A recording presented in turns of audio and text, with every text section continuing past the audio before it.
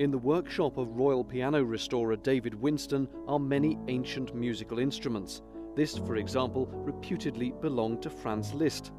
But in a nearby farmer's barn, there's a piano from the 1960s made of cast aluminium that's about to get a very modern makeover from a team of London graffiti artists. I spend so much of my working life working to 1/10 of a millimeter, working on very old things, and I wanted to do something that was more contemporary and lively. And the design of the piano lends itself to this kind of industrial art in a way.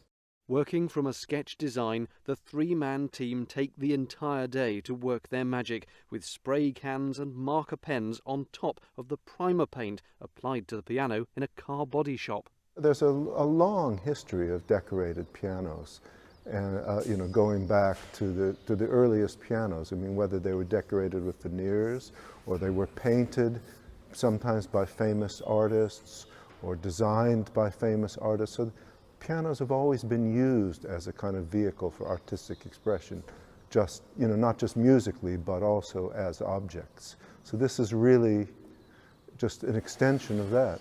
This particular piece is pretty complex because of the surface it's on, because it's so small and there's a lot of kind of different shapes and elements involved. It was quite complex to kind of put a design together and then actually apply it is kind of something that takes years of practice.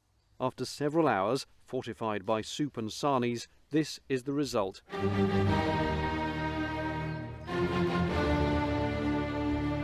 Composers' names scrawled along the side, Beethoven's signature brashly brushed over the lid, and the man himself peeping out with glee. Well, I wanted Beethoven to feature very largely in it, and partly because historically one of my projects in the past was the restoration of Beethoven's own piano. So I feel this sort of connection with Beethoven, and I thought, well, let's bring it into this century. So on the lid we have this image of Beethoven from a famous painting with Beethoven holding a spray can. It'll take around 2 months to restring the piano and get it back into working order. It's hoped there'll be a grand performance to show the finished instrument to the world. David Johns, ITV News, Biddenden.